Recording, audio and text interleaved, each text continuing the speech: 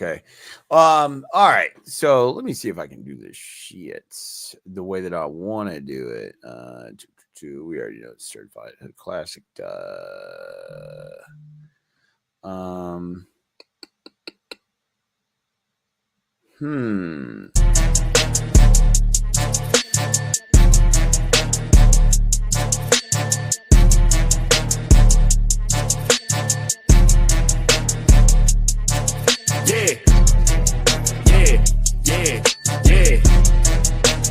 Hell, motherfucking yeah.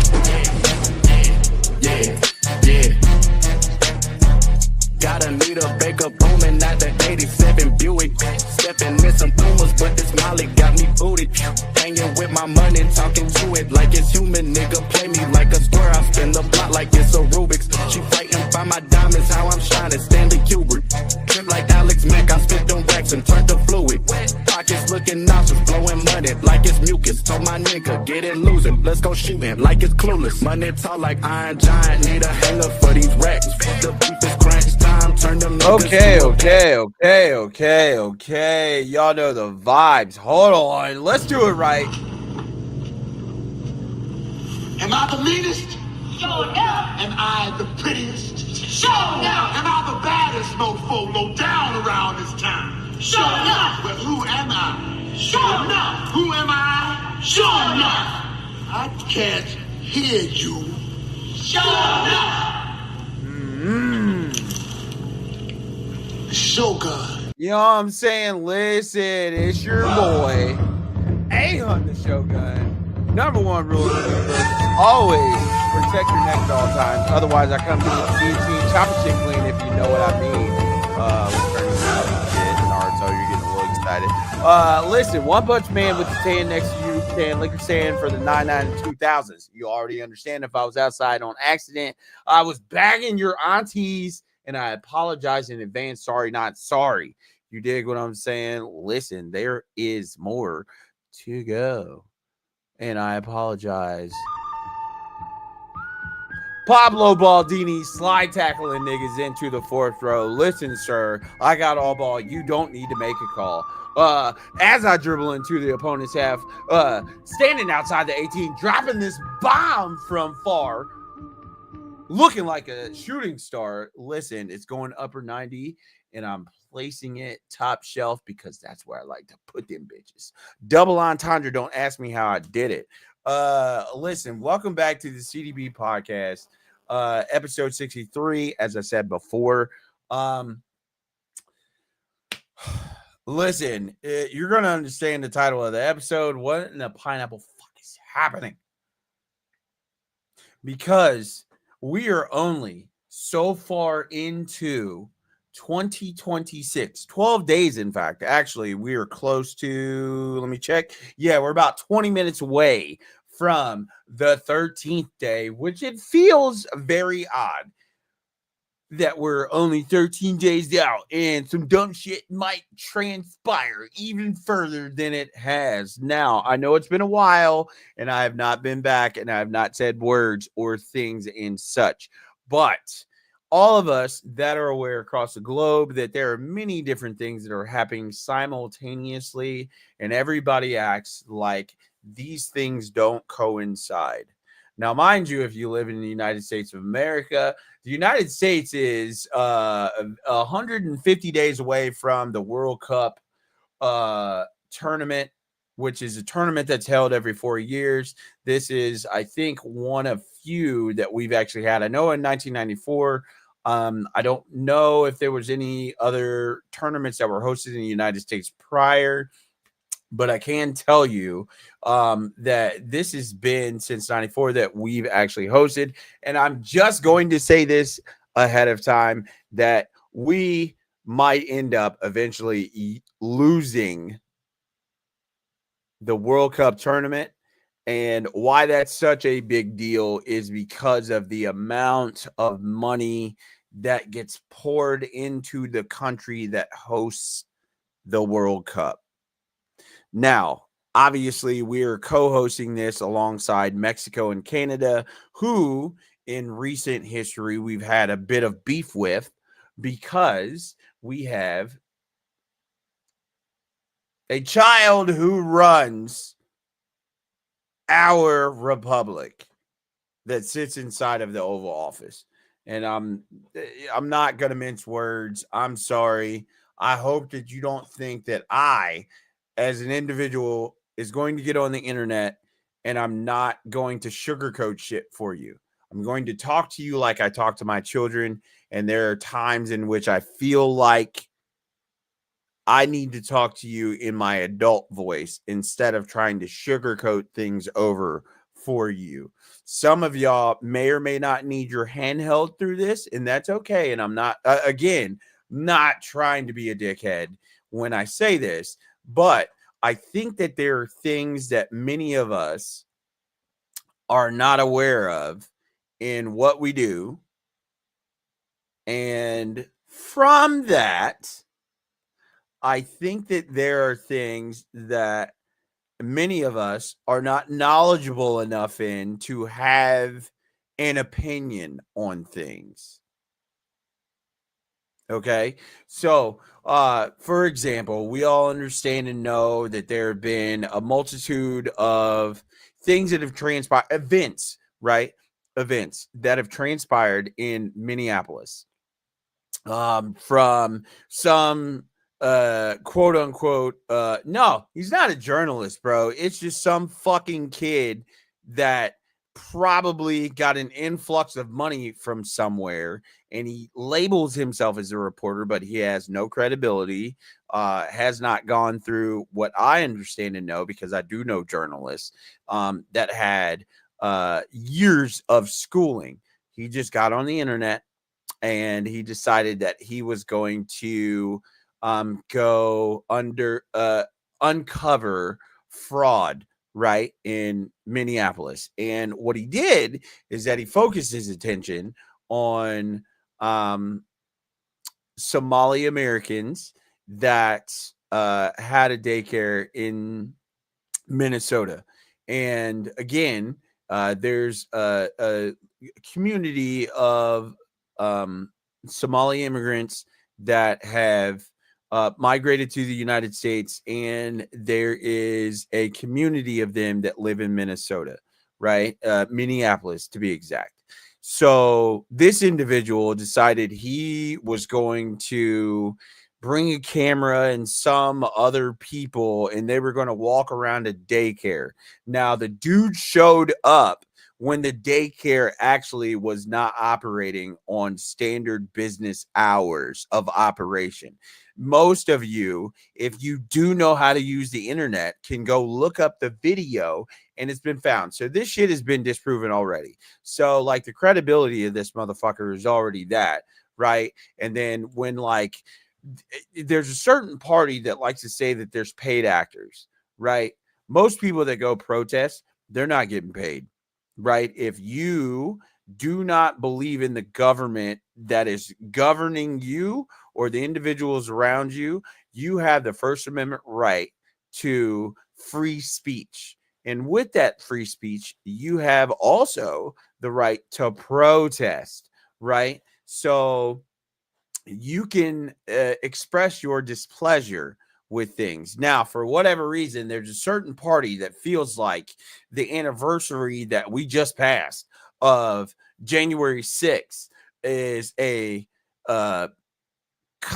that's a good way to do protests for some odd reason, running into the U.S. Capitol, smearing dookie on the wall, and then threatening to harm the vice president, who in many cases was on your party up until the point that your boy didn't get elected in 2020. So there's that. So y'all are okay with that protest, but when people have signs and they peacefully protest and all those things, you have issue. Now, I'm going to tell y'all like this, and I'm going to be quite honest, because I know that people from where I live in cities all across the United States were protesting peacefully. Signs were made. Everybody was marching simultaneously. In some of those cities, you had law enforcement that was very counterintuitive to those individuals' First Amendment rights. Simultaneously, you also had instigators from quotes unquote DHS law enforcement. They're not law enforcement because they do not go through enough training for them to even be considered the type of law enforcement that police officers or corrections officers are. I'm speaking as someone who has worked for the Ohio Department of Corrections for 5 years, both in the women's institution for 2.5 years and in a men's institution for 2.5 years. Okay. So I understand use of force. I understand policies. I understand a multitude of things that occur in corrections, which is very similar, right? Now, mind you, I'm not going out and working with the public. I'm working with the individuals who have gone through the judicial process and they have been incarcerated. Okay. So I am telling you that there is still policies that are in place that keep individuals, because those individuals, which most people think that like if you go to prison, then you're just locked up. You are a ward of the state. So the state in which you are prosecuted and found guilty, that is the one that is going to incarcerate you. But I can do nothing to you as a corrections officer, as an employee of ODRC, any of that, because no matter what, you are a ward of the state. So let's use that as the benchmark, right? Let's use that as the benchmark. So if you are a ward of the state, meaning even as a U.S. citizen, you're technically a ward of the state of the United States. You are under the supervision of the United States. These individuals are supposed to take care of you. There's no way, shape, or form.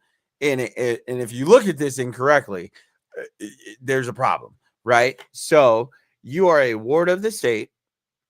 Your Marty was popping. You know what I'm saying? Appreciate you for tapping in. Anyways, I just dropped my phone. So you're ward of the state. So you are under the care of the state and the institution in which you are housed. Is everybody on the same page at the moment? Okay, cool. Okay, so now if we look at it from that perspective, and you understand that you're a ward of the state, then you also understand that if you are a U.S. citizen, you should then be viewed as a ward of the United States. Again, I cannot reiterate this enough. So from that, we're going to place this over here, and we're just going to hold it there. So now that we've set the precedent, right, we also understand that there are policies for individuals who are employed by the state to supervise the individuals who are wards of the state, meaning you are responsible for the individuals over here who are wards of the state. Now, if you understand this, you understand that there is a use of force policy that you have to adhere to. So anytime that you interact with law enforcement, right, and you consider yourself a ward of the state, and law enforcement is supposed to serve and protect the assets, i.e. the people, the wards, then you understand that there's a use of force policy that is in place. Now, many people have been getting on this internet and they just been saying whatever the fuck they feel, right? Without any backing, without anything of connection to policy or understanding of procedures or legislation that is in fucking place. You can't just do shit that you feel because said thing you think. All right. So long story less long. Renee, what's this lady's name? So I do not fuck this up. So I believe it's Renee Nicole Good. She is she was an individual who was a resident of Minneapolis, and unfortunately she lost her life at the hands of a DHS employee or ICE agent. Now, everyone has had their opinions be heard all over the internet, and many of you fall into multitude of categories. We'll get through this sorting process as best we can. I'm going to try and get through this because there's a ton of shit that has happened. Now, I don't want you to think that C.D.B is some type of political only podcast, because we cover everything across the board. I need you to understand C.D.B Multimedia started from this podcast. This podcast was viewed as we were Sports Center for our network. Sports Center covered not just one topic or one sport. We covered a myriad of things.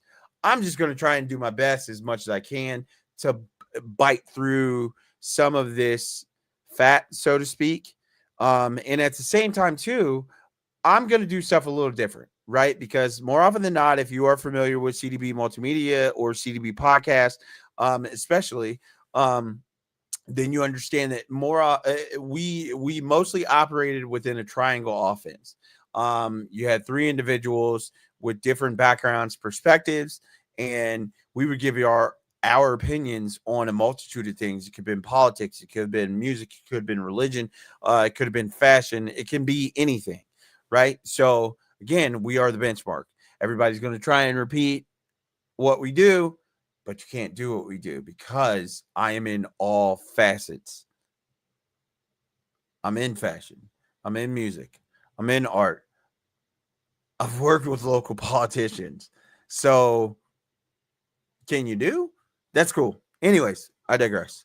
So Mrs. Good, unfortunately, lost her life at the hands of an ICE agent who was compliant up until the time that her life was taken from her. And at many times, the president of the United States, the Chrissy Nome, I can't tell you what her fucking position is, because it seems like I only see her when she wants to take some type of photo op in front of some shit, wearing a cowboy hat or riding a horse or giving you propaganda as if this girl is a farmhand. Ma'am, the Botox in your face lets me know that you don't do anything of substance where you're physically active, because it stays high and tight. You dig what I'm saying? So when you stand in front of a podium that echoes a Third Reich sentiment and catchphrase that has been said, yes, it maybe raises some eyebrows and causes some issues. And when DHS starts talking about one land, one whatever, we're going to get to all this shit, because I will post it for you. I will let you know, and I want you to see this, right? Because I want there to be no more fucking excuses. We're lifting the veil today, and we have to get to a point to where you are either going to be on the right side of history, or you're going to be on the wrong side of history, and we're not going to let you forget it. And like, you can't like take the hat off. You dig what I'm saying? I'm not going to Inglorious Bastards you with the symbol that you want to follow. But I mean, at this point, we just got to be 1,000% frank in what it is. Y'all have let people infiltrate your humanity.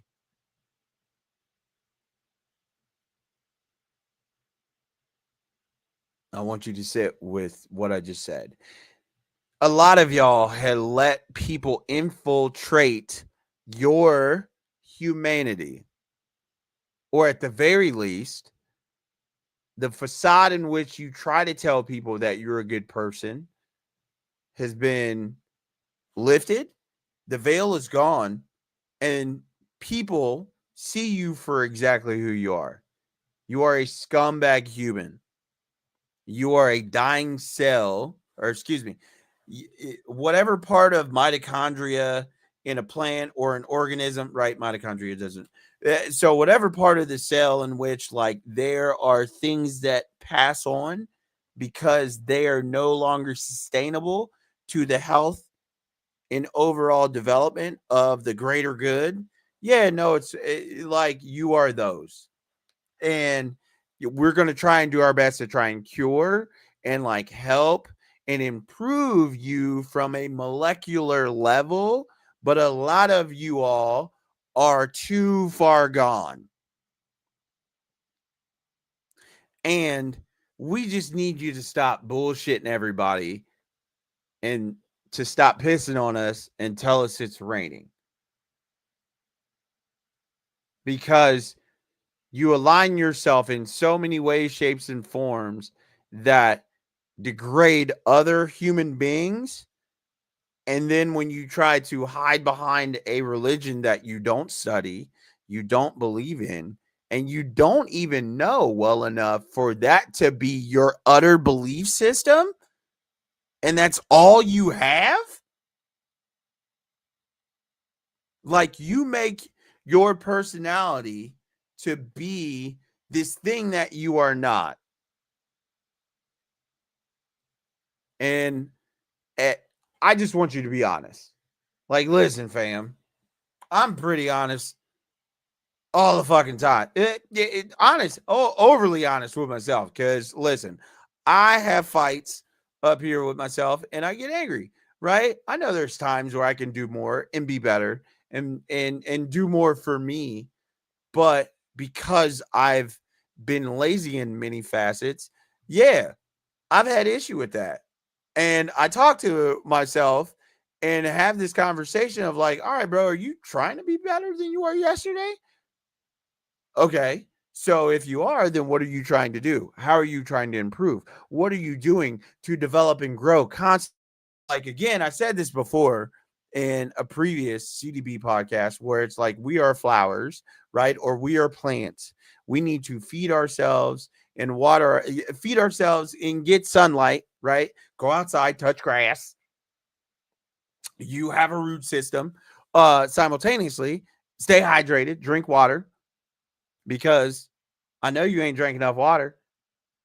But in the same sense, you also have to look at it from the final point. The day you stop growing is the day you pass on.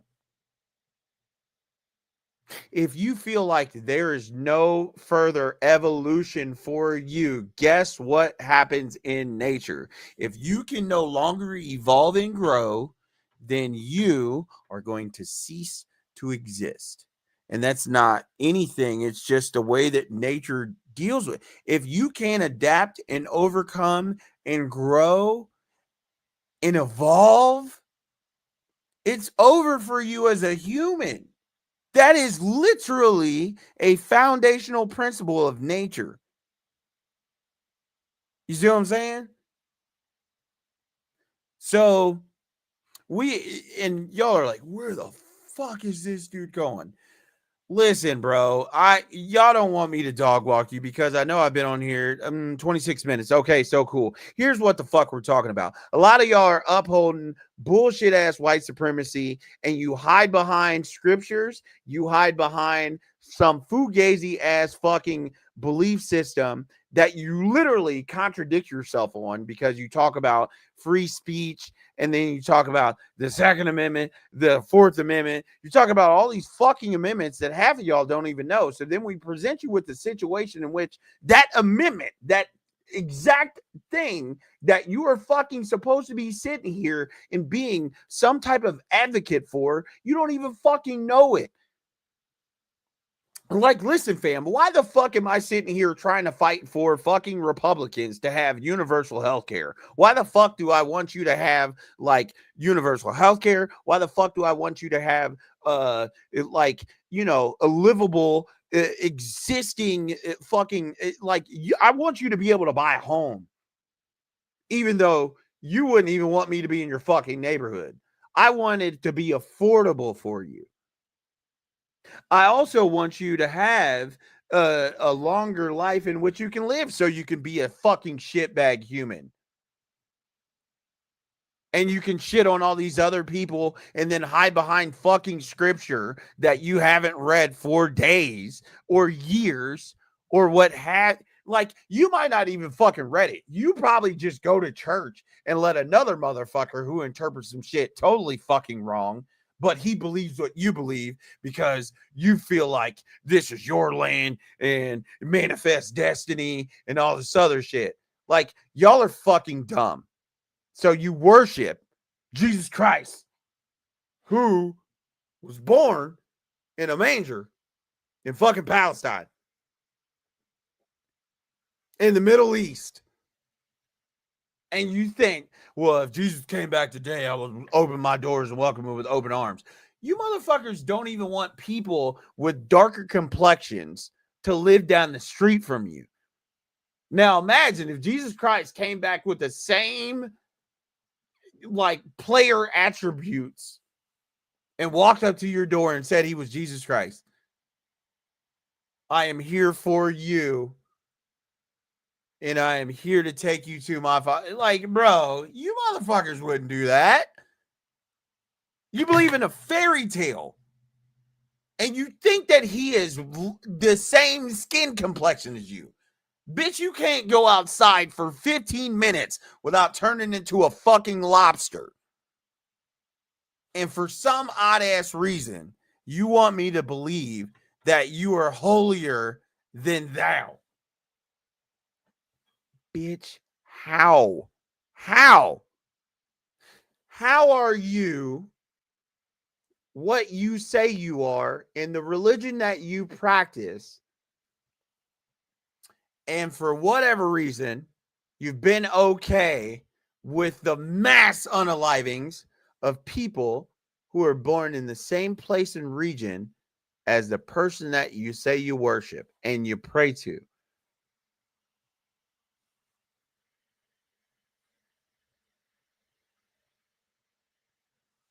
I'm just trying to understand. I want to have better understanding because I want to know who I'm around.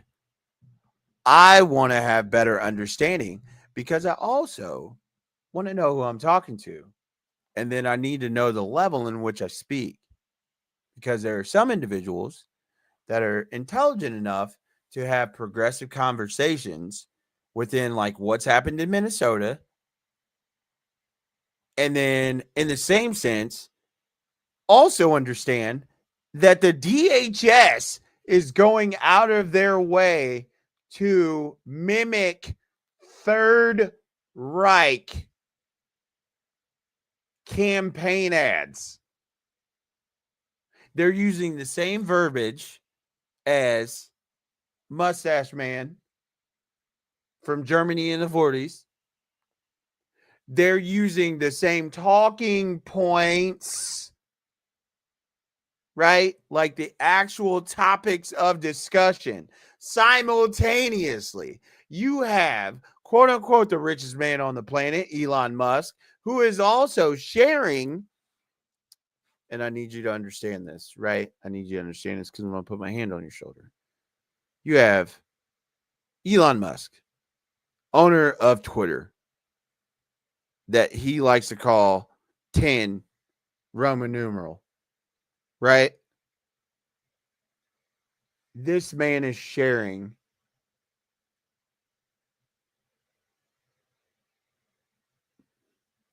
I don't know how to say this to you, but that motherfucker is exactly what you saw on Inauguration Day.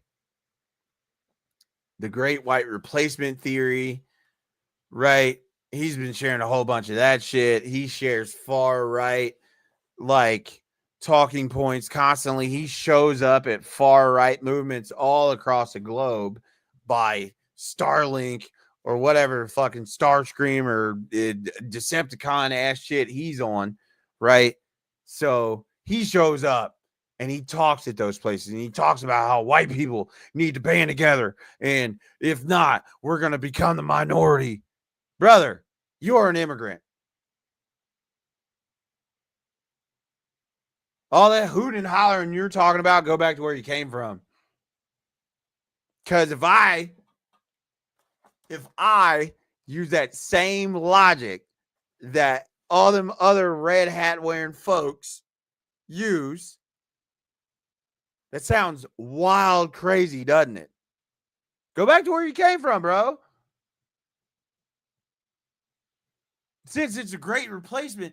Oh, that's right. You grew up in apartheid South Africa, and that's where you made most of your money from, and that's where your family made most of their money from, in a system that was built for them to capitalize. And they were first-class citizens simultaneously while you made all your money through emeralds and raw minerals and all this other shit, and you paid people pennies on the dollar through slave labor, and that's where your fortune came from.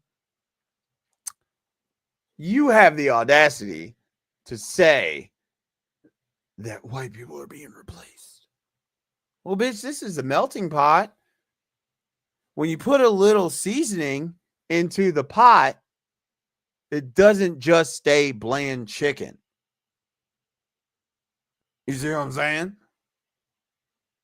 So, yeah, no, it's a lot of y'all that are just walking around here saying the dumbest shit on planet Earth. None of you motherfuckers could really pass a high school civics test. Half of you couldn't even tell us where the fuck Honduras, Colombia, Iran, Iraq, Venezuela, Nigeria, any of these places are on the map. But you believe that we need to be world police across the globe simultaneously, while you believe that the insurrectionists of January 6th were not insurrectionists. They were just peacefully protesting while smearing doo-doo on the fucking walls, trying to break into chambers so that they could stop the United States government from actually proceeding in government. And 1,500 people got pardoned, no problem. Albeit, while you say that you back the blue, but y'all fucking monkey stomped the shit out of them because you felt like your commander in thief, because he is stealing from you currently. He is committing fraud. He is committing all types of bullshit and the corruption and all the other shit because you were so focused on fucking Nancy Pelosi. Yeah, fuck her too. But you were so focused on her that you said, it's cool. It's cool when Trump does it, but it's a problem when she does it. So fuck her. But there shouldn't be any type of corruption across the board, period.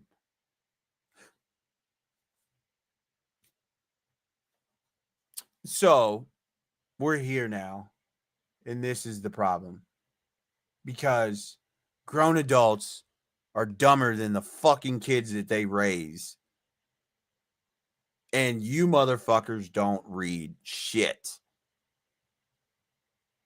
You don't read a book. You don't read about use of force. You don't even know your fucking rights. You don't know shit. And you're just a grown-ass baby that knows how not to piss on themselves. At the moment, you can hold your pee-pee until you get to the bathroom. Meanwhile, the president of the United States is walking around with a fucking dookie bag on his right leg, smelling like shit, standing up, walking around in fucking important-ass meetings that's supposedly going to bring all these jobs and all this other shit. These motherfuckers are robbing y'all.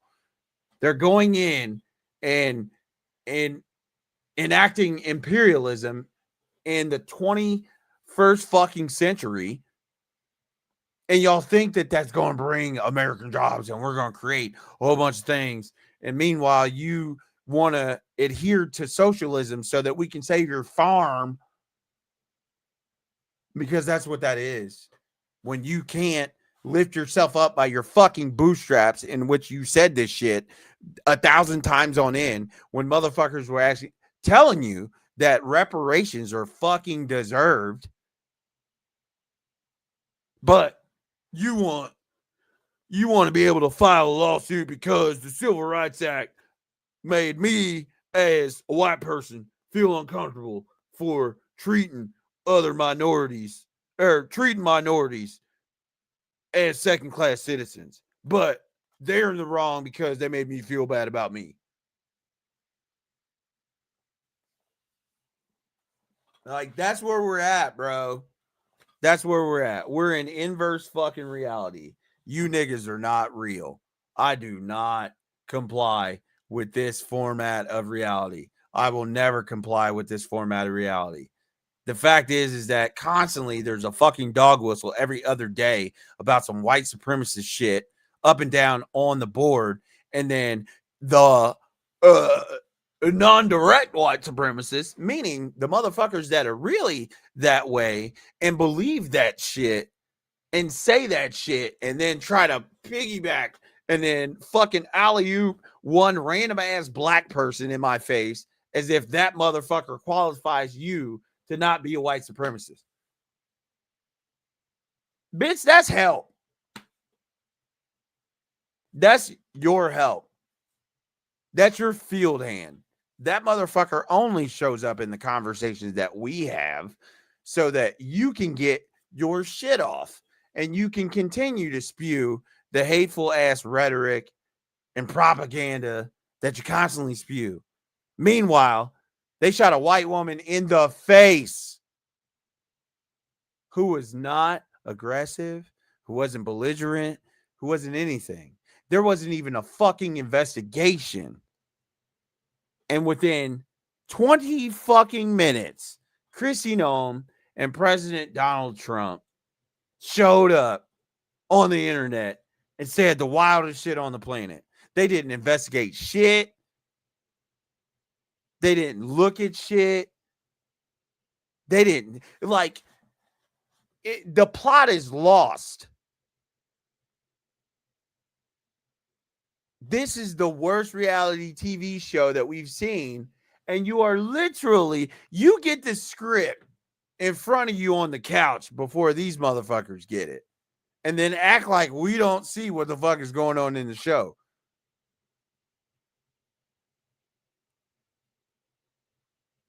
They took that lady's life for nothing. Also, I want you to look in, I think it's Article 1. Let me look it up. Hang on one second. I think it's in Article 1 of the DHS use of force policy, right? Because a lot of y'all don't know shit about fuck. And the use of force policy, right? Because that thing is important. So give me un momento. I'm going to try and find this because I know it's in my pictures. So I want to read this to you. And then I will post it just so that way it makes everybody feel good about themselves if they're able to. Let me see if I found use force policy. DHS use force policy. Fuck a duck knuckle.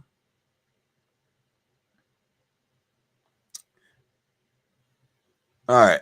So, right, because we like to talk about use force, and I know a lot of y'all are just fucking stupid in general. Sorry, not sorry. I don't give a fuck about what we're talking about. But y'all are kind of dumb in many ways, and I feel bad for you because it's very evident. It's very evident that y'all don't like reading. And I'm going to keep saying that. I don't know how much further I got to keep saying that, but I'm going to keep saying it because y'all don't like reading. Let's see. DHS use. Yep. There it is.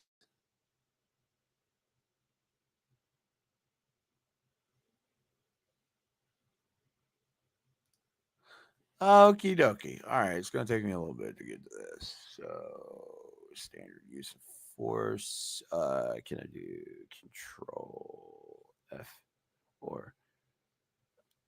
All right, cool.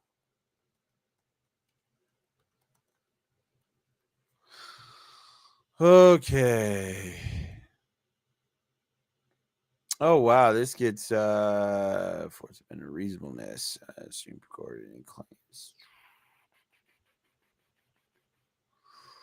Ooh. Okay, so use force policy, which you can Google pretty easily. Use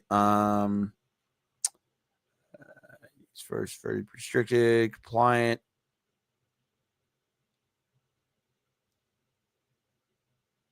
Use excessive force, deadly or not, in the course of an arrest. Investigatory stop or seizure for a free citizen should be analyzed under the Fourth Amendment.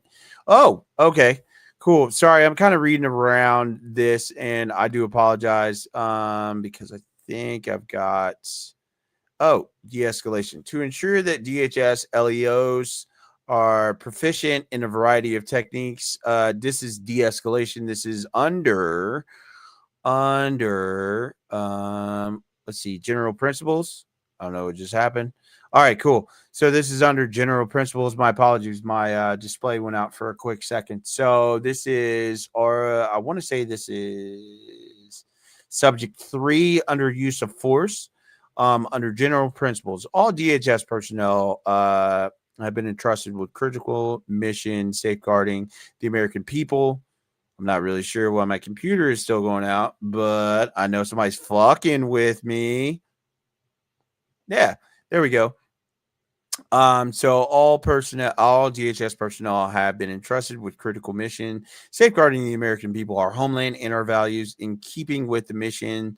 This mission, respect for human life and communities we serve, shall continue to guide DHS LEOs in performance and duties. Now, this is respect for human life. That's actually under general principles. That is 3, right? So that is A under Article 3, I believe, under DHS use of force.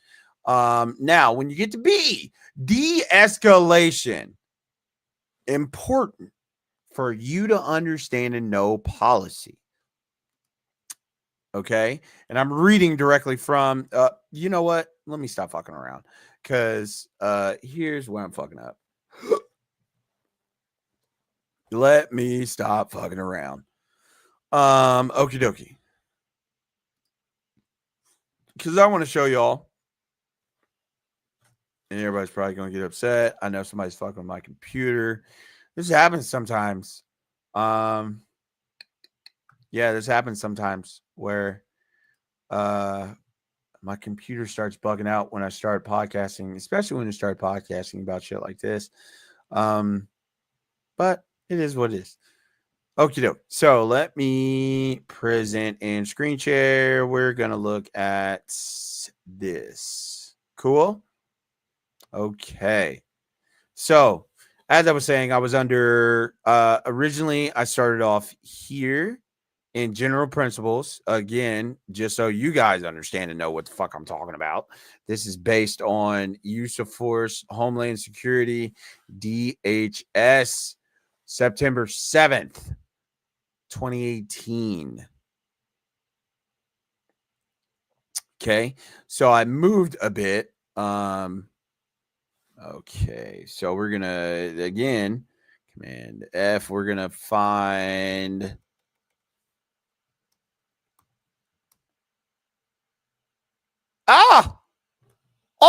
what now? See here, this is how I can help y'all understand some shit, right? Because you can look up articles on the internet, and that's cool. But what I did, because I'm on a Mac, I did Command F, which is technically the same keystroke as if you're on a PC.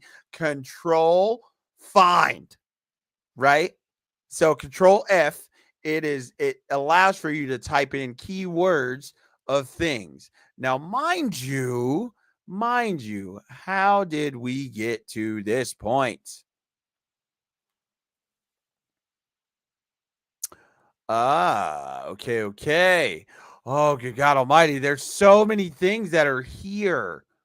All right. And there's a lot of tactics, techniques effective to bring incident under control while promoting safety of LEOs and the public that minimize risk, unintended injury, or serious property damage. LEOs should also avoid intentionally or unreasonably placing themselves in position in which they have no alternative to using deadly force. Wow, that's crazy, right? So let's start off at B. To ensure that DHS LEOs, I'm not familiar with what LEOs are, right? But I'm assuming that those are officers. I would assume that that O means officers. Are proficient in a variety of techniques that could aid them in appropriately resolving and encountering an encounter. DHS components shall provide use of force training that includes de-escalation tactics and techniques. Now, mind you, let's take a fucking step back, right? Because when it came to Department of Homeland Security, their original training methodology was about 5 months. That has been cut short to 47 days. And I'll let you take a wild guess why that was cut to 47 days. That's not even talking about, right? Because these are individuals that are working for the Department of Homeland Security. And these individuals originally received over 5 months of training. 5 months of training. They have less than 47. They have 47 days based on whom we have in office and the number in which he sits in that office. So there's that, right? So that's not enough time for you to be fully and properly trained. That's less than a fucking hairdresser. I digress. Let's continue. So, to ensure that LEOs are proficient in a variety of techniques that could aid them in appropriately resolving an encounter, DHS components shall provide the use of force training that includes de-escalation tactics. I'm telling you, as a former employee of the Ohio Department of Corrections, you have to go above and beyond all ways, forms, and facets to de-escalate a situation before it moves to a point in which you have to use close to lethal, well, non-lethal, close to lethal, or lethal force. So, use of safe tactics. DHS LEOs should seek to employ tactics and techniques that effectively bring an incident under control while promoting the safety of LEOs and the public, meaning their other officers. So, does that promote safety and the public that minimize the risk of unintended injury or serious property damage?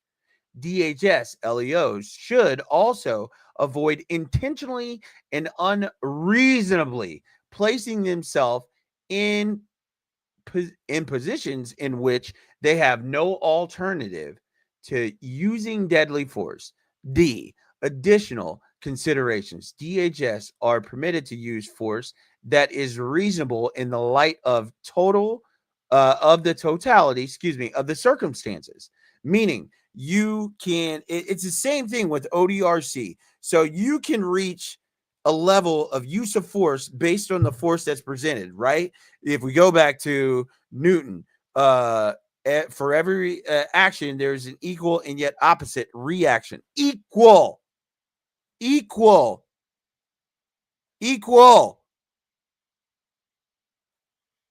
So that there is no longer a reaction.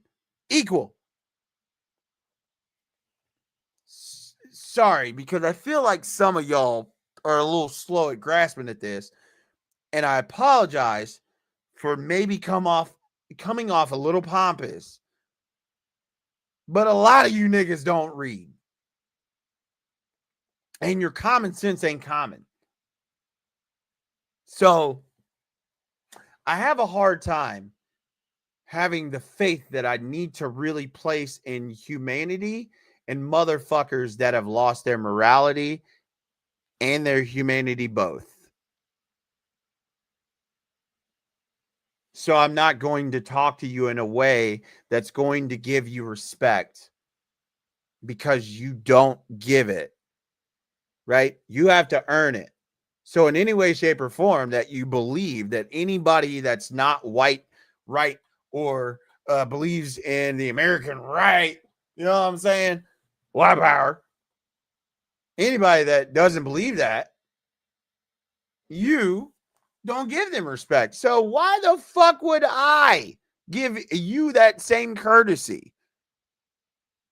I will dog walk you until my last breath because you are a plight on humanity. And whenever you meet the maker in which made you, because you will at some point, you do not live and have immortality. That's why most people do their best and try their hardest to put their consciousness into computers because they know that they're not shit. And when it's all said and done, they are going to have to answer in a way that only they can. That's the best that I can say. Anyways. Yeah. So if there's no alternative. So let's go to additional considerations. DHS LEOs are permitted to use force that is reasonable in light of the totality of the circumstances. This standard does not require LEOs to meet force with equal or lesser force. DHS LEOs do not have a duty to retreat to avoid the reasonable use of force, nor are they required to wait for an attack before using force to stop a threat. Understandable, because this is where y'all are going to get into y'all's bag and think that this argument is fucking valid. Cool. Totally understandable. Okie dokie. So let's see if we can find vehicle, because that's what I was looking at.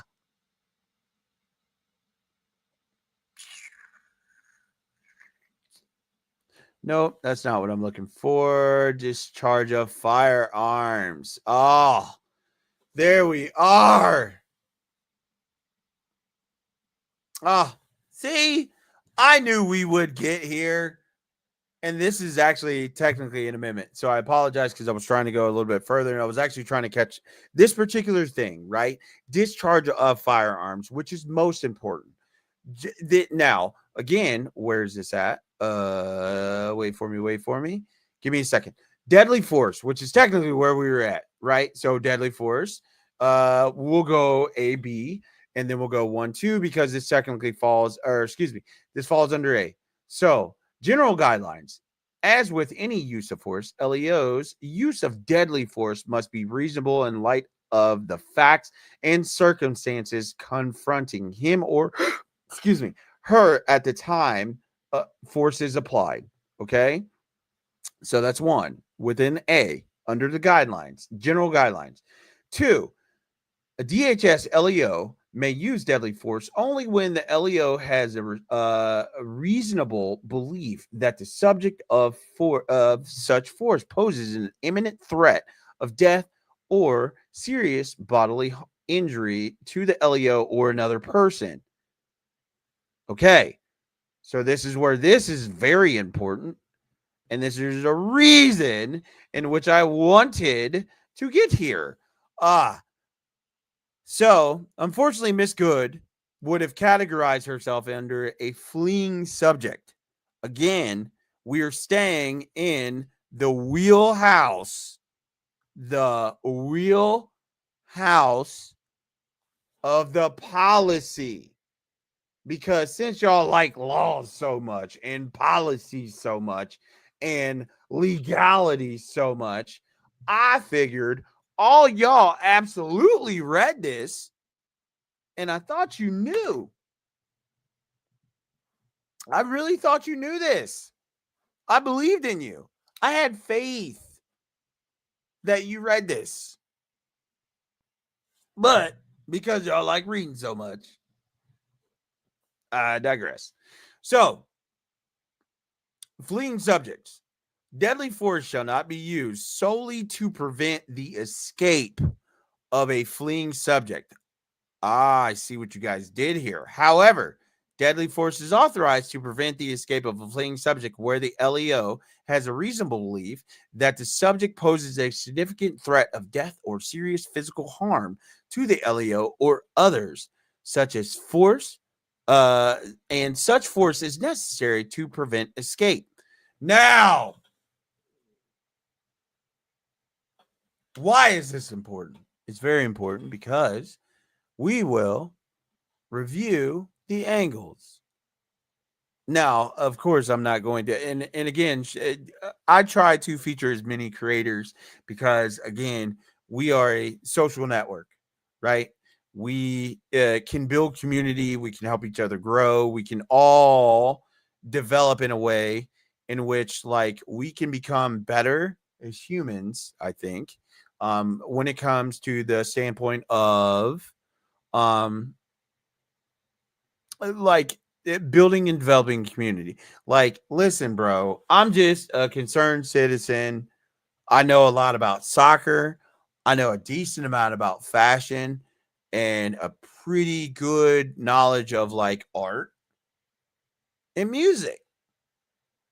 Now, when it comes to politics, I have not gone to school for political science, but I do like to read.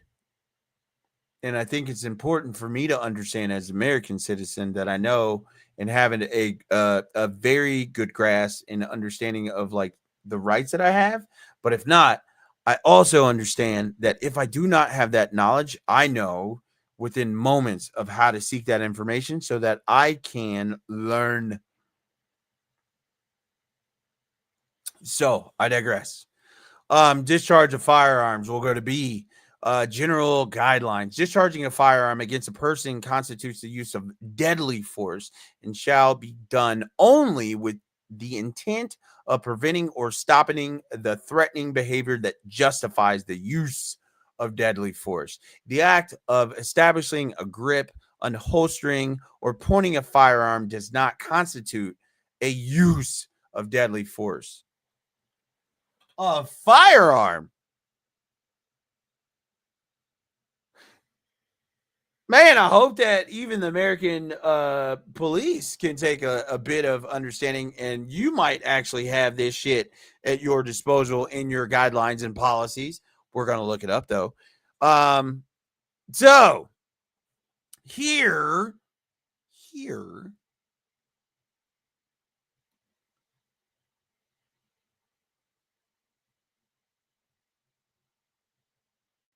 is where we get to. Right here. Moving vehicles. All right. Now, I'm going to try and do my best to kind of get through this. DHS LEOs are prohibited from discharging firearms at the operator of a moving vehicle, vessel, aircraft, or other conveyance unless the use of deadly force against the operator is justified under the standards articulated elsewhere in this policy. And it even tells you where 9 is.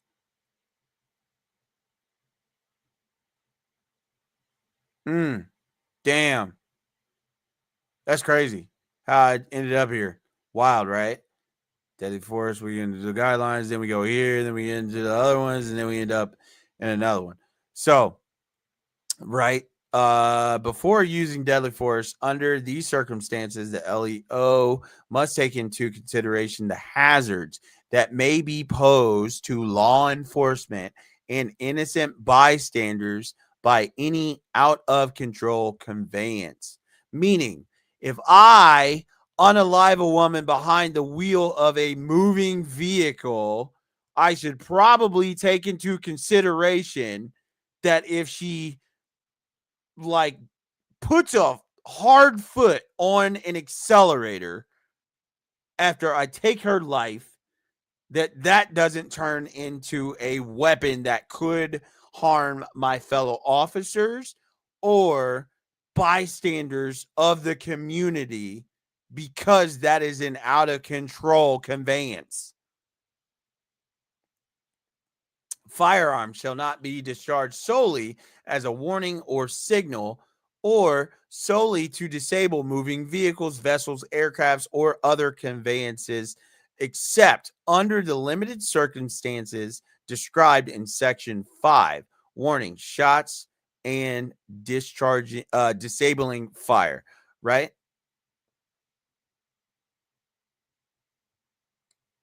So I want to say that was up here. Right? So you can go back. Warning: shots, disabling fire, which is where we were.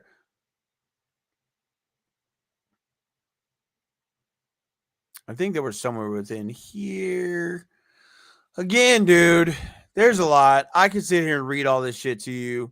But again, this is why usually when people start having conversations on the internet about shit that they're not like fully knowledgeable in, it's okay for you to have a reference point and use like fucking like notes. You know, when like you get an open book exam and they tell you you can use whatever you need to so that you can take this test. This is literally your test in humanity, people. You are literally being given an open note test. You can go back and you can look up policy. So when y'all get on the internet and then you try to fucking waffle, which I know most of y'all, like, I need y'all to take a step back, because the like fucking month ago, they already understood and found people on like Twitter, like some of your most influential individuals that have right wing social media platforms. They found out that those individuals weren't white, weren't American, and did not even fucking live in this country. Listen, I got the receipts. You can go on Twitter right now and find like some of your favorite individuals. And then if you go look and you click their profile, right? And when you click on their bio, you can actually see like their location. And when you click their location, that'll tell you where the fuck they are at and where they downloaded the app in which they use to feed you bullshit. On top of that, there's an extra caveat here. You can also go look right next to where it is that it says that they downloaded the app or where they're stationed or located. And if it's got an exclamation point with a shield around it or a circle around it, that means that they are using a VPN. Although they say that they are in that country, right? Like the United States. And I've seen like a whole bunch of MAGA folks specifically, like your favorite people that you follow on the internet and you get most of your indoctrination from, and your call to arms on things, is technically somebody that lives in a place that you wouldn't even fucking allow them to come in to your goddamn home. Invited. If you didn't know that influencer that you follow right now, right? If you didn't know what their nationality, you didn't know what their race was, but you know you absolutely believe the shit they be saying and you 100% agree in it, you ain't never seen their fucking face. But guess what? 60% you might invite. But I'm going to look at you a little funny, because are you going to invite heat test from Bangladesh? Are you? Because like East Asia is where a lot of those, or like somewhere in the Middle East, or like maybe somebody in South America, or You see what I'm saying? There's a lot of y'all.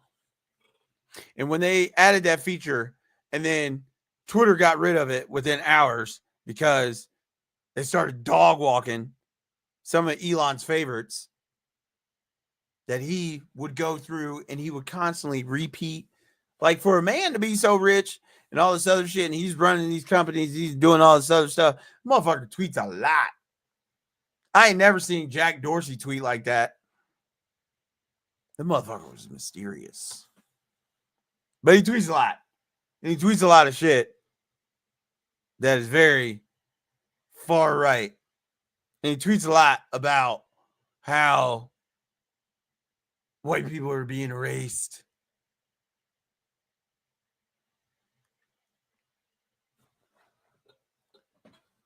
How the great replacement theory happens because y'all don't want to include nobody. So when you don't want to include nobody and you make the United States untenable for everybody and you raise the price and the cost for everyone, and it becomes more and more difficult for you to actually survive, let alone live, then you're kind of shooting yourself in your own foot, right? Like we can all become prosperous. We can all grow. Society can move forward. Flying cars should have been here quite a long time ago. But because y'all don't want nobody to have nothing, y'all keep holding up fucking progress. That's what I'm saying. And with all this shit being said, you can definitely go to hey man, listen, look, let me show you exactly what the fuck I did, right? Just to give you an example, because I'm gonna fucking bookmark this somewhere at some point. I don't know if I did already. I probably did. Yeah, we're gonna add that to favorites. Fuck it. Right? So let me show you something. What did I do? DA shit. See, Google is free, you stupid fucks. I don't understand why half of y'all don't know how to use this thing we call the internet. ODB created this shit for us. And by ODB, I mean Al Gore or whoever the fuck his friends are. And y'all got all this information at your fucking fingertips. Bitch, I looked this up in 2 seconds while I literally was umming while I was on camera with y'all. I typed this in. This right here. Guess where I went? Right to their motherfucking website. And then what did I do? Control F. Oh, wait. Command. Because remember, I'm using a Mac. So I use Command F. What did I search? Oh.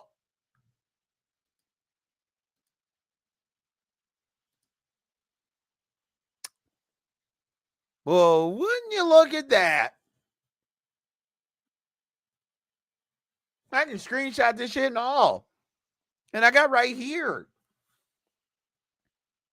So that's what I'm saying.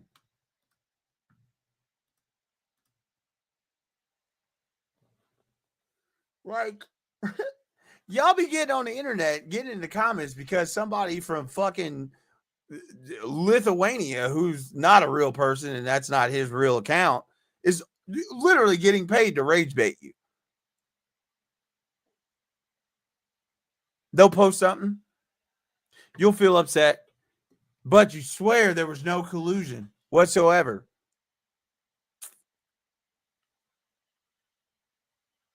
Wasn't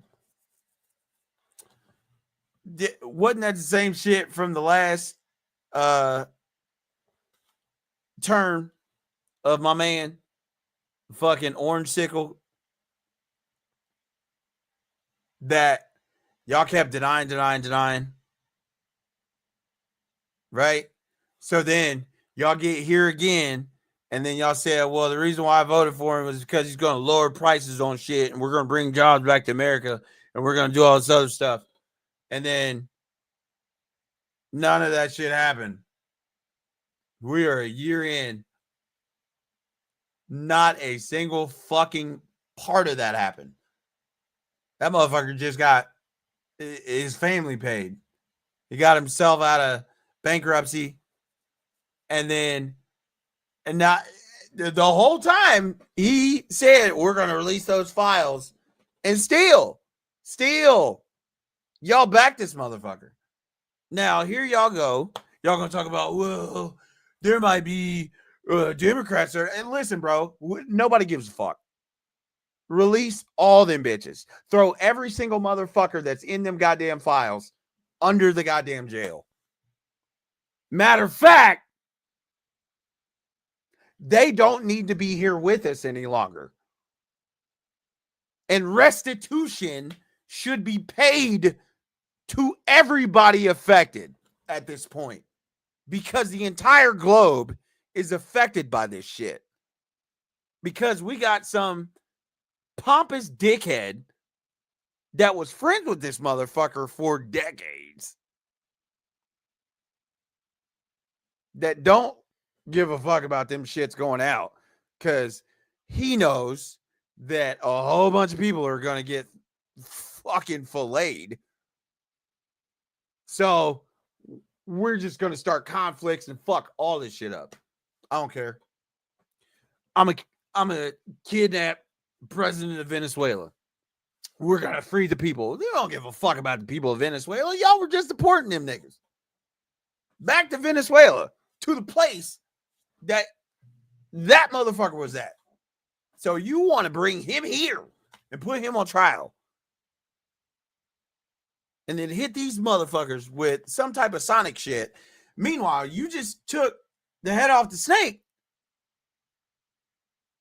but the rest of the body is still there and it's still alive, and the head is just a little smaller. Pause. Wow, that was crazy. Anyways, but that's still the same snake. It's still the same snake. You ain't done nothing different. You just did some fucking grandstanding because you said it was what? We don't want illegal substances to be entering our country, and we care for the American people. Listen, J.D. Vance don't even give a fuck about his own crackhead ass mama. She was stealing opioids and it had shit to do with Venezuela from patients.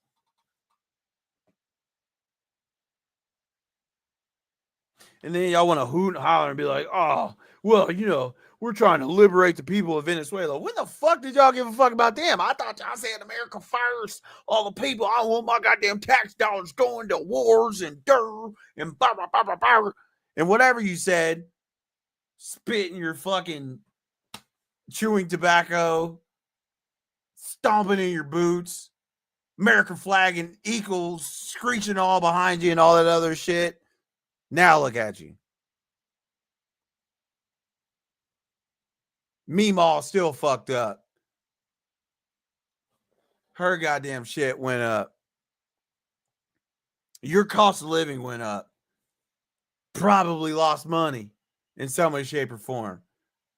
But because you don't want these people with darker skin tones to have something, you're willing to say, I don't want nobody to have it. Why?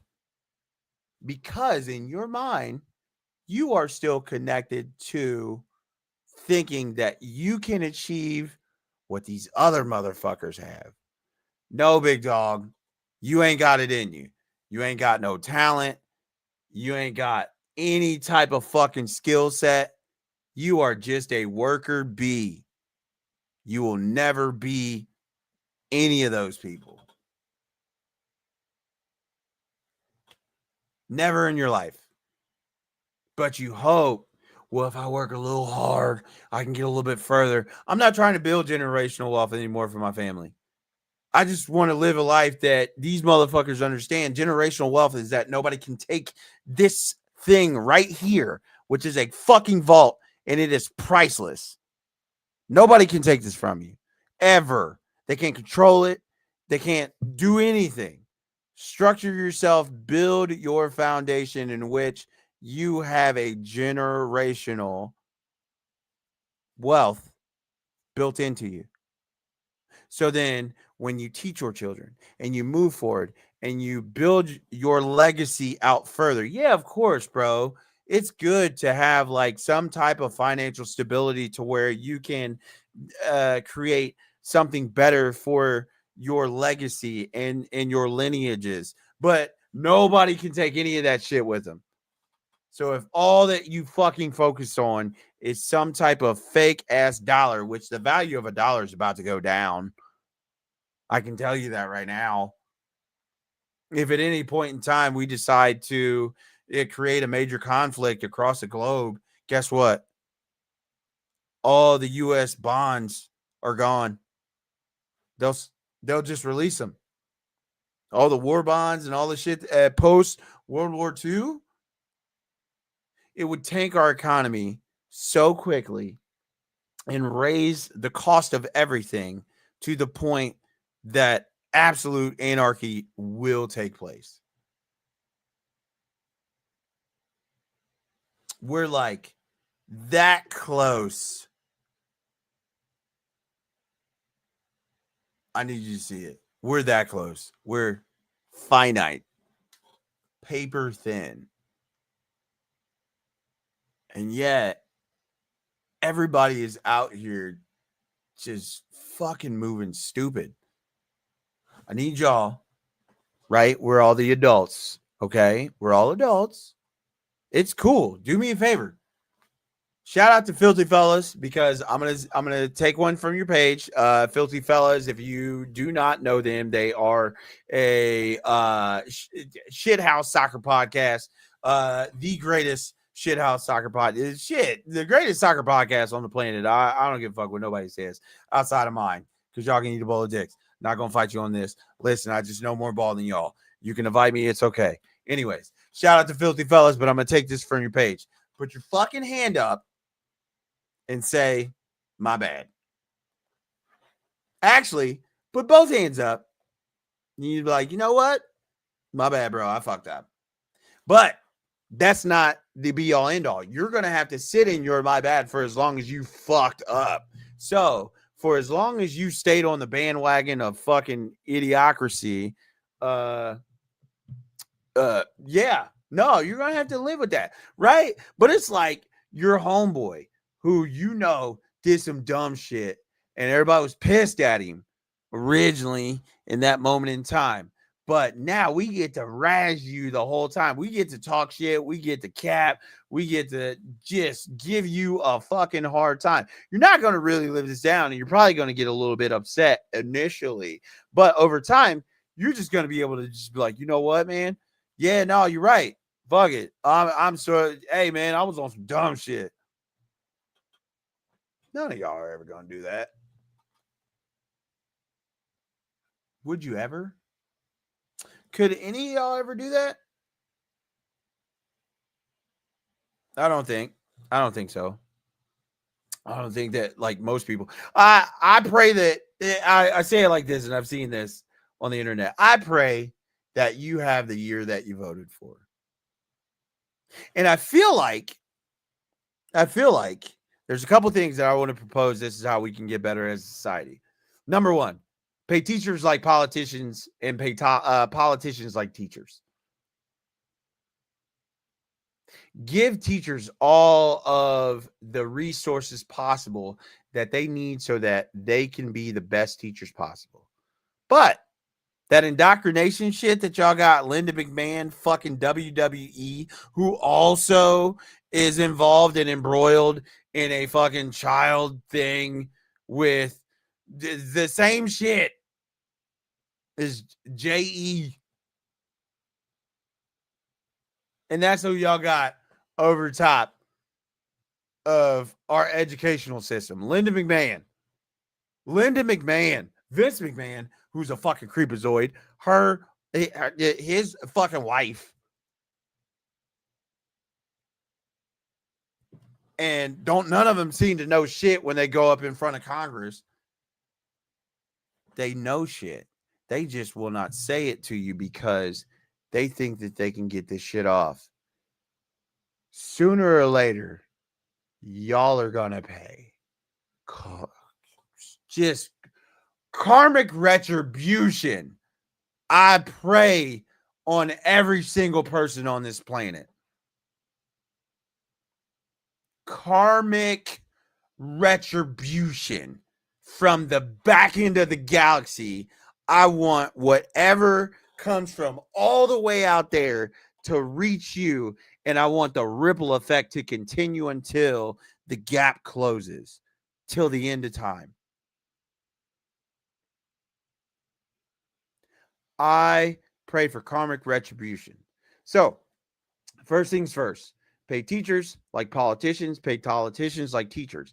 Why that's important is because maybe, there'll be a huge emphasis on learning and this anti-intellectualism because Trump said it himself. My followers are not smart. They were smart people. They wouldn't like me. Now, I paraphrase that, but that's the gist. So there's one. Number two, over the age of 50, you no longer need to serve in politics. I'll say 60. Once you're at 60, you retire. Any other field, you will retire. There is no reason for anybody over the age of 60 to be involved in politics that is going to affect individuals in the future that you have already been surpassed by. Right? Motherfuckers that are like, I know for a fact that old fucking crab apple himself. Oh, fuck. What's that old bastard's name from Kentucky?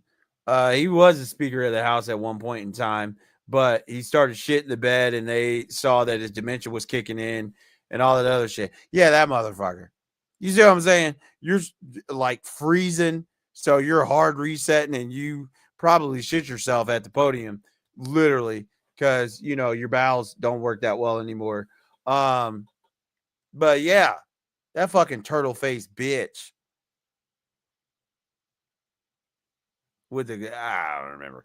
Anyways, he was a congressional congressional Speaker of the House at one point in time, or I think just recently until Mike Johnson took over, and then he was around. I'm damn sure as probably a teenager when the fucking Civil Rights Act was passed. So, like, fuck that guy. Because he has an archaic way of thinking. So there's that. I also feel like you have to have a foundational understanding of civics.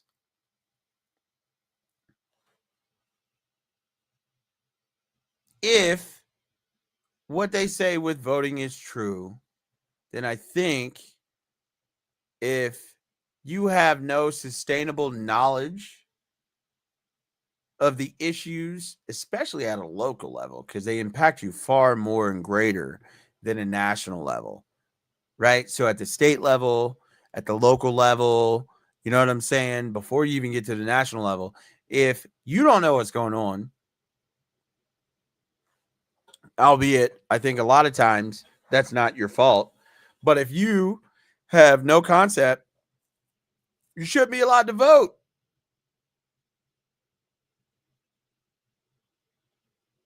At the very least, on the shit that you say that you're voting on locally, shouldn't be allowed to vote locally because of the impact that it's going to have.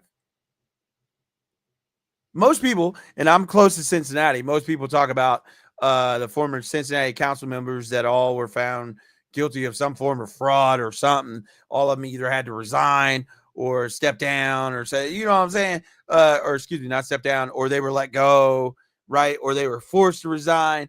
So then that's why all y'all mad at this motherfucker right now, Ashtab or whatever his name is.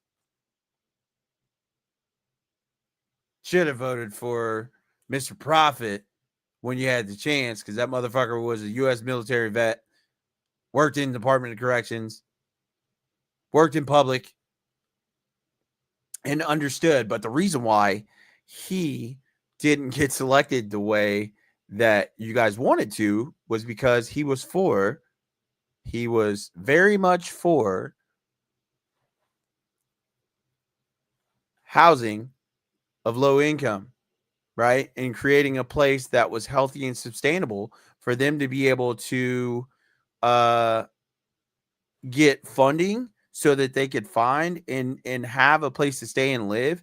On top of that, Cincinnati is far and away behind the actual national average for public housing development and things like low income, all those things. They're like well, when I spoke to him, and shout out to him, is, you know, when I talked to Mr. Profit, I got a very deep understanding of how far behind we were in many different metropolitan places, right? And across the country. Like, we are far and away far behind of what we can do. But because you guys hear low income, public housing, things like that, you hear socialism. But at no point in time do you motherfuckers have a problem with socialism when it's a natural disaster, or like there's, you know, the shit that's going on, COVID, shit like that. Well, my livelihood has been affected. Yeah, it's still socialism, you stupid bitch. Like, who gives a fuck? Because if you're cool with capitalism, that motherfucker don't got to pay you if you don't come to work. Shut your bitch ass up and be cool about it. That's what you voted for. But if you feel like socialism is okay, then you should probably fucking shut up about socialism, because you can't even define it, you stupid fucking cunt. Sorry. I'm sorry. That just slipped out. A lot of y'all really be making me get there, but I don't give a fuck at this point, because 2026, I'm a dickhead. But I'm still everybody's favorite cousin. You know why? Because I ain't gonna bullshit you, bro. Why do you think that I'm here? Why the fuck would I just do this shit at fucking 1:05 a.m. Eastern Standard Time? Because I enjoy it. And I feel like somebody somewhere, if I can have an impact on your life, at least if it's just one person, I would much rather that be my legacy and the ripple effect that it could potentially have than to be some fuck knuckle that might be wealthy, but their soul is uneasy and ain't at rest. And you will be forever known as a scumbag human. Nah, I'm cool, bro. I'm cool. It's not my DNA. Ain't never been. And I'm quite fine with that, because I am the happiest I've ever been in my life. But for some reason, ODB, Big Baby Jesus, and Yahweh up there said, I have a voice and I've been given a special ability to use it.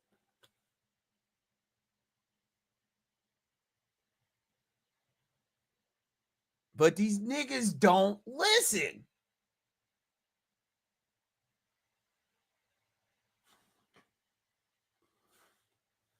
They just tell me to keep talking. Sooner or later, I might wear you motherfuckers down to get you to a point to where maybe you might understand. But at this point, listen. What the fuck am I here to? I'm not trying to convince you. I don't need to prove shit. No, bitch. That moment in history when most of y'all kept saying, Imagine what you would do during World War II. How could people allow for something like this to happen? Bitch, it's happening right fucking now in front of your eyes. Your children see you. The shit that you say on the internet does not disappear. I promise you. I can go find something from whenever you first jump on the internet with no fucking hesitation. I can find out where you are, all of those things. It's really not that difficult. And you, for some reason, seem to think that, like, yeah, background checks are a thing, brother. Again, former ODRC employee. I'm a man of many talents. I've learned things. I've actually gotten into systems I was not supposed to. That is all I can say. But I was curious because I wanted to learn stuff.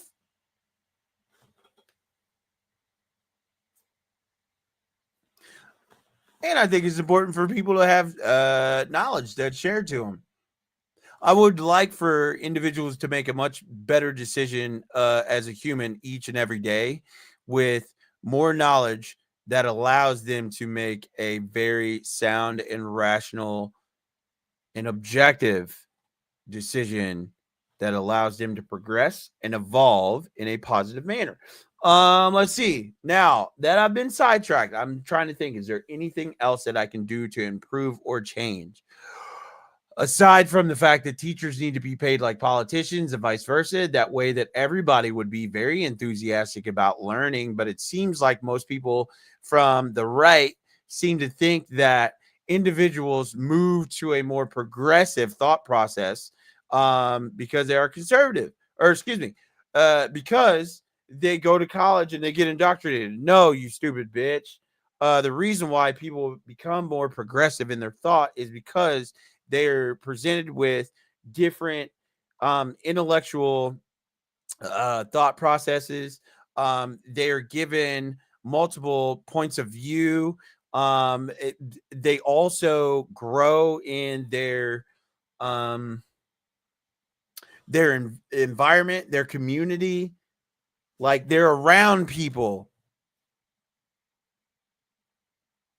Now, trust and believe, I went to a school that, is a Division III school, and I ended up finding out, I think within like the first 2 weeks of being on campus, oh yeah, I'm pretty sure they have Klan rallies somewhere around the town. Bitch, what? Okay. So I need to keep my happy ass in the house somewhere. Understandable. But there are a lot of people, albeit while we were in that environment, there was still a lot of growth, understanding, and evolution from individuals who came from a very sheltered and very constructed background that was monolithic,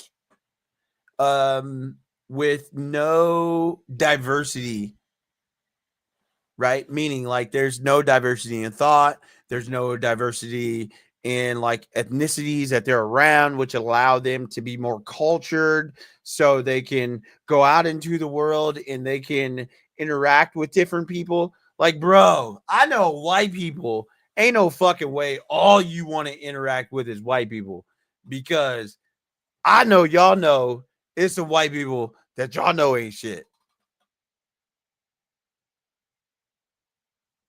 With that said, I know it's a motherfucker that's going to chirp like a fucking cockatoo and be like, well, it's black people don't want to be around other black people. Yeah, I mean, it's the same thing.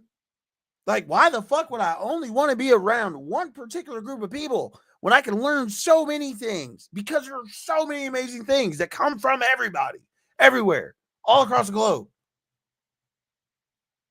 You bitches can't even travel for real. Like, you can go to another state and that's cool. But if we're talking about America first, yo, keep your bitch ass at home, bro. Don't even get a passport. No, bitch, you can't go abroad. Like, are you fucking serious? Do you think people outside this country don't see what's going on, bitch? I can tell you this right now. I went to Europe when I was in college playing soccer at a Division III level. We went on a soccer trip and we went to Belgium. We stayed in a sport hotel in Bar Nassau in the south of Holland or the Netherlands for most of y'all now. I don't know. I always call Holland. You know what I'm saying? I grew up. Listen, my soccer coach at Wilmington College was fucking Bud Lewis. That motherfucker told me about Johan Cruyff. And anytime I saw that jersey, it said Holland on it. You know what I'm saying? Not Holland, H-A-A. No, motherfucker. I only know one. The only Holland I acknowledge is Dutch. So when we went to Holland, it was very cool to kind of be in a different environment and then listen to Europeans talk about like an American. Like I remember we were at a game, a soccer match in Rotterdam, and we spoke English. Right? So we spoke English. And I remember when a hooligan that had a tattoo that said Rotterdam and like flames and graffiti on his stomach threw some type of churro, hot dog, fucking egg roll shit. And it hit, it was hot as a bitch, bro. We were on like the lower level right behind the goal. And this motherfucker hit me square in the fucking chest, bro. Like mid under titty. You know what I'm saying? Man titty. Hit me in the chest. Scorching hot. And then I turn around like, yo, what the fuck? This motherfucker's sitting here arguing, thinking I'm English.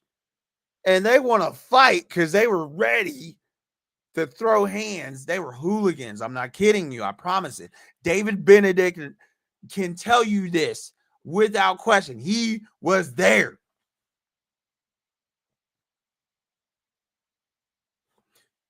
So this motherfucker throws something thinking we're English.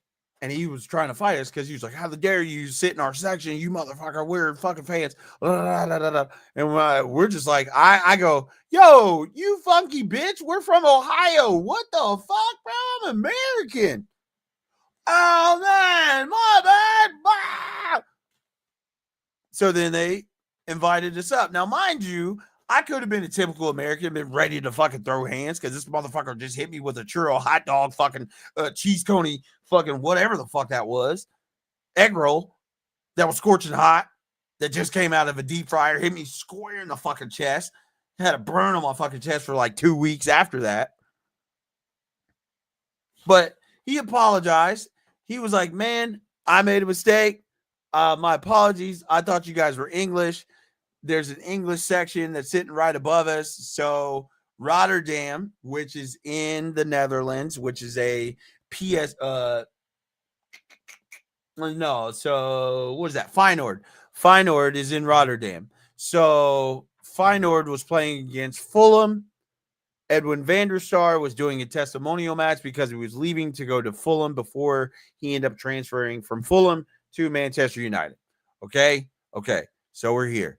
So now if I was not in a situation where I'm like, all right, bro, am I trying to fight? I'm here with my soccer team. We can get into a scrap and we can get kicked out. Or I can de-escalate the situation and just be like, yo, bro, what the fuck, bro? Now, mind you, the dude apologized first before I said anything after what I initially said. And he came up, talked to me, offered me, he's like, here, let me buy you a drink. I'm so sorry. I did not mean to fucking, I thought you guys were English. And we thought y'all were just down here being pompous dickheads, just not enjoying the environment of the game. Bro, it's fucking scorching hot, dog. I'm sitting underneath the fucking sun and my skin is dark and I'm taking in this motherfucking my melon is getting infused right now. I'm hot. So we talked. We had a really good conversation. He ended up exchanging contact info. And we took a picture. He actually Ended up taking a picture with myself, one of the parents that was on the trip with us, and I think my friend Dave. And you know, he was just talking about like his own experiences and like trying to connect with me. Again, you can't do that if you only think that it's you versus the world.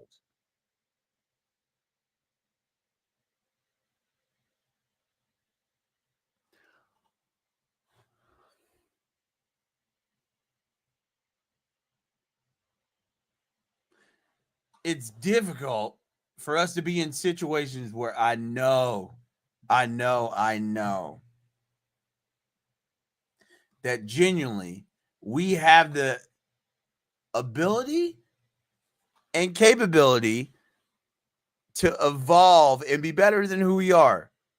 But here we are having conversations about whether or not it's morally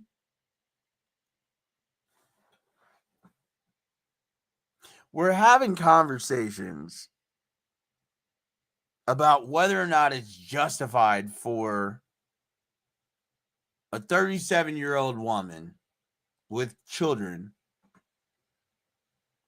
to be compliant, and because somebody's on a power trip, she ends up losing her life. The lives of everyone involved is altered to no end for the remainder of time.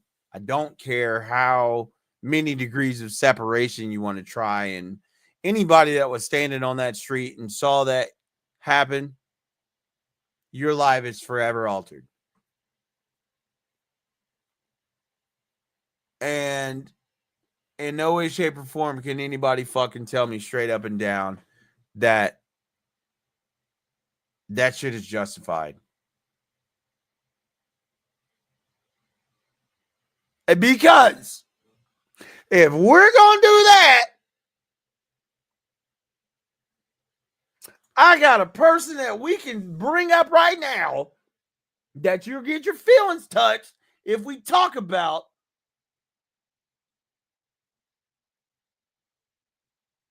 because again, how the fuck do you want me to have empathy for that motherfucker that said he was okay with seeing a public execution? And it happened.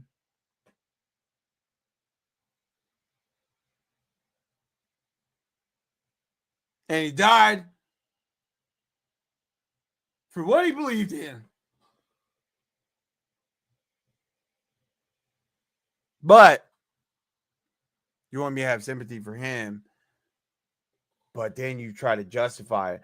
Like, y'all are losing. Y'all tried to justify George Floyd. Y'all tried to justify Tamir Rice. Y'all just justified every other motherfucker that looks like me that lost a life in some way, shape, or form. And you thought it was okay for some civil servant to be judge, jury, and executioner all in one in a short blink of an eye. I also saw a white dude lose his life in a hotel room complying with an officer. So all of your arguments are invalid, you fucking piece of shit. You are a deplorable human, and you should be called as such until you no longer are, and you have repented for whatever it is that you have done as a deplorable human. You motherfuckers that go out of your way and take money for fucking bullshit,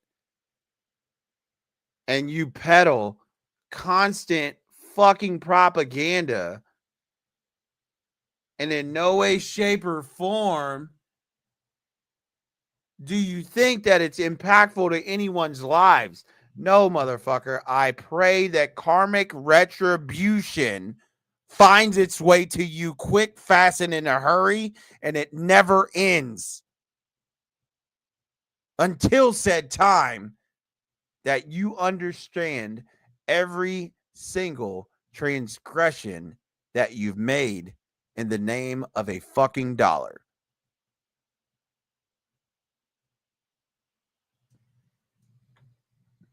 Now, before I go, I would like to leave you my favorite cousins with a little tidbit. You know what I'm saying?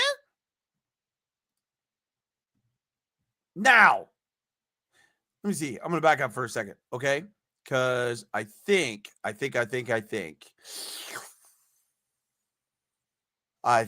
gonna, where am I gonna start? There's a couple things that I do want to say. Yeah, big dog. Did Renee Nicole-Good hit peaceful protest at Did Renee Nicole-Good hit ICE officer Jonathan Ross with her car? I wasn't planning on making a video about this, but I keep seeing people saying either that the footage proves he wasn't hit or that it shows he was hit, and both of those can't be true at the same time. And I'll be honest, when I saw this clip, I thought, that really does look like he was hit. Maybe I was wrong.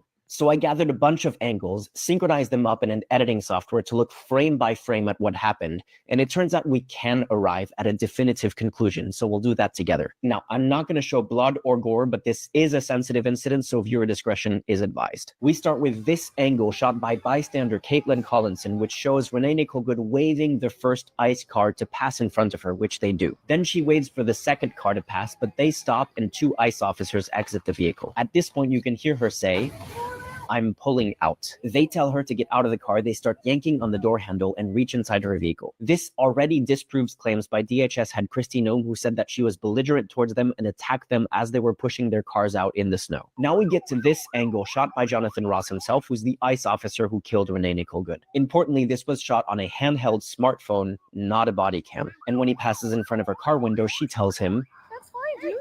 I'm not mad at you." Which further shows that she was being calm and polite and trying to de-escalate the situation so she could leave. As far as I understand, this is her wife, which you could argue is being slightly more confrontational, but 1, she has every right to be, and 2, she's not behind the wheel, so her behavior is not at issue at all. Moments before the shooting, you can see on Ross's camera that she's turning the steering wheel right. You can also see the wheels of the car turning right from the other angle as Ross steps out of the path of the vehicle. Okay, third angle, this was posted by ABC5, and ICE defenders say this shows Ross being hit. This is what is professionally referred to as potato quality footage. It's a blob of pixels, so it's really hard to see what's happening. But there are 3 really important things we can get from this footage. 1, the moment before the car purportedly hits him, if you synchronize the footage with the other angle, you can see that he was already outside of the path of the car. It only looks like he was hit because this is from the same angle as a Hollywood film would shoot an action scene to make it look like a punch connects with an actor's face. 2, despite the potato quality, as far as I can tell, these are his legs. I'm going to highlight them in white so you can see what they're doing. You can see him shifting sideways as the car starts to move forward. Importantly, he stays on both feet for the entire incident, which contradicts claims saying that the footage shows one of his legs being swept up by the hood of the car. There's a 3D recreation of the incident by an NGO called Index Investigation based on the angle from the back. And based on the footage, they depict him leaning on the side of the hood as he's shooting in the side window, which is exactly what we can see in the potato video. And 3, this is the most important one. The snippet that is used from the potato video that is circulating most widely online as a case closed he was hit was tampered with. It doesn't have original sound. It's a less than 1 second clip playing on a loop, and it's been sped up to make it look like the car is going faster than it was. This is part of a deliberate disinformation campaign to change the narrative, so it's not your fault if you were misled by a clip that was tampered with. Finally, back to the officer's perspective, they say you can see him and hear him being hit by the car and that his body cam is knocked off. But remember, this isn't a body cam. It's a smartphone in his left hand. All you can see and hear is him pulling his gun out, using his left hand with his phone in it to lean on the hood of the car and firing 3 times. And cherry on top, the last thing she said to him was, "That's fine, dude. I'm not mad at you." And this is the first thing he said after killing her. Good. And it only got worse from there, where they didn't even try to give her first aid, and they prevented bystanders from helping her, including one who identified himself as a medical professional. I hope this was helpful. Let me know if I changed your mind, and follow for more. Ooh. Okie dokie. So, now we're here. Right?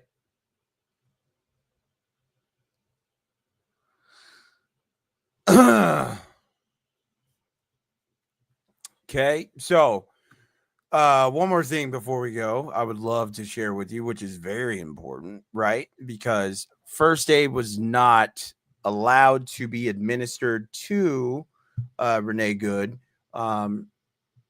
after the incident occurred, right? Where she was brutally murdered. But I think it's important for me to share this. Again, going back to policy via DHS, right? So let's go here. So we're going to go back to the use of force, and we're going to look at first aid in the case in circumstances of use of force, use of safety. So we're going to keep going. Medical care, as soon as practical, following a use of force and the end of any perceived public safety threat, DHS LEOs shall obtain appropriate medical assistance for any subject who has visible or apparent injuries, complains of being injured, or requests medical attention. This may include rendering first aid if properly trained and equipped to do so, requesting emergency medical services, and or arranging transportation to an appropriate medical facility.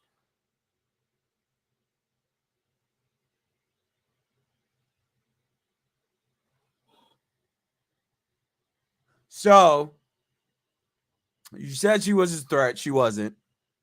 You took her life when it was unnecessary, and you could have easily stepped the fuck out of the way because, listen, I've seen many a times where people have gotten away from ICE and they weren't threatened. Their life wasn't in any way, shape, or form threatened. I literally am going to keep this shit here so you motherfuckers can read, just in case some of y'all are a little too slow and I was talking too fast, so you can catch up.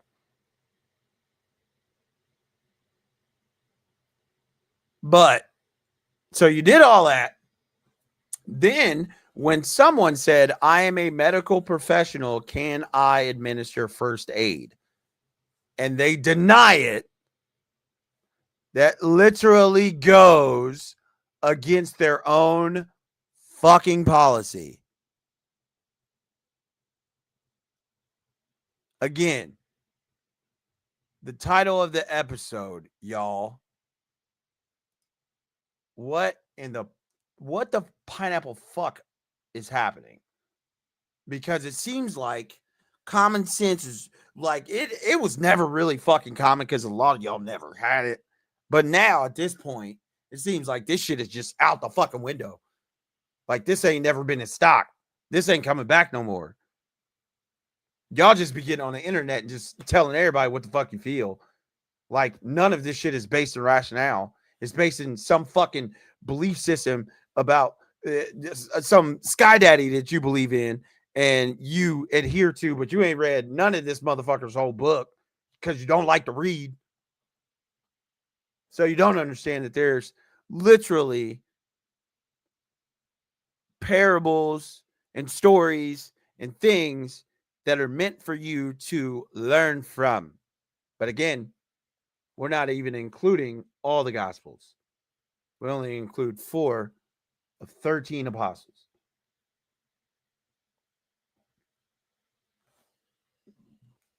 Not including. Who was it? Whoever they think that Jesus was married to technically, and they wrote the Da Vinci Code and all that other shit.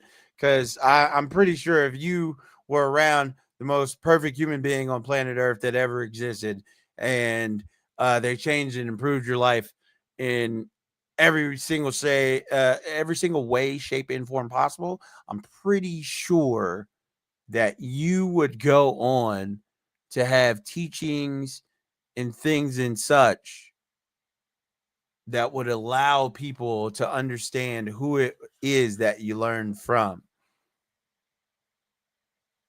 So, if your belief system is stuck in some archaic thought process,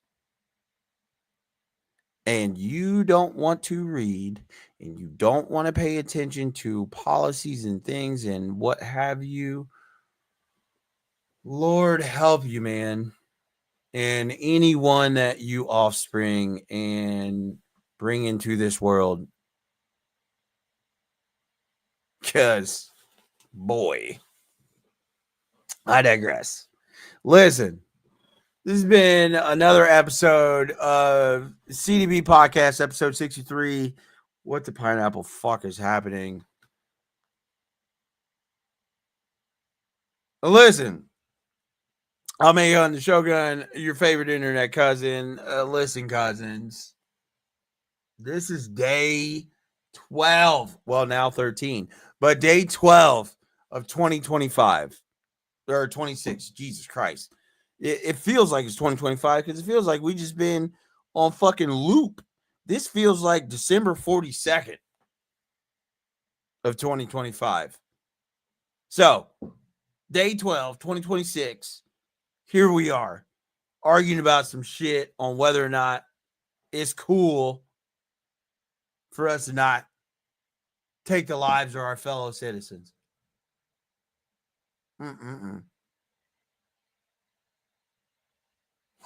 All right, y'all. Listen, I ain't even got nothing left in the tank. I can't, man. I cannot. Jesus, I cannot, bro.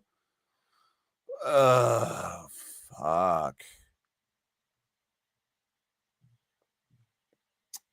SpongeBob, do me a favor.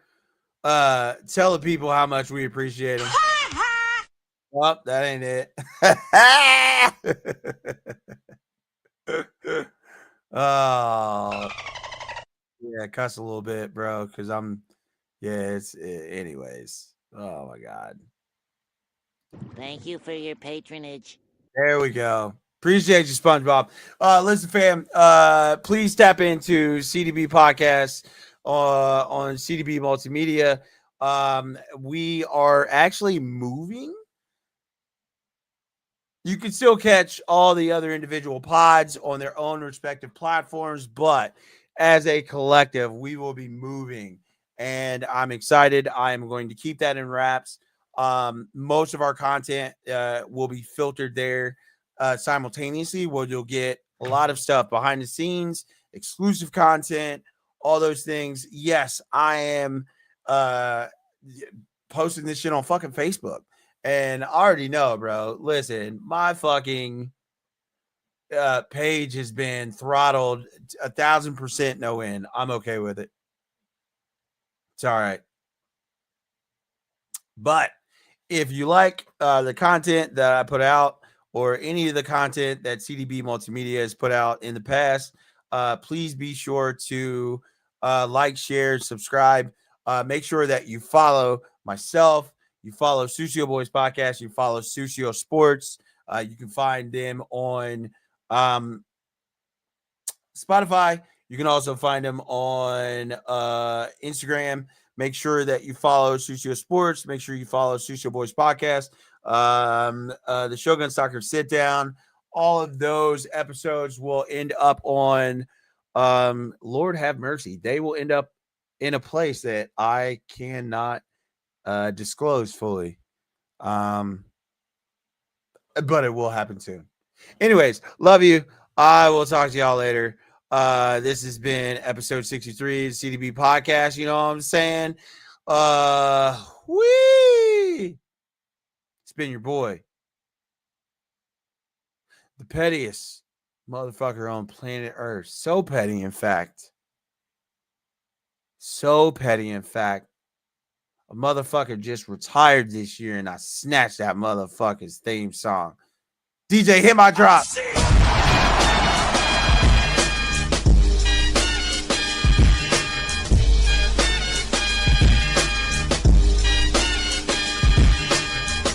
Okay, I love you. Bye.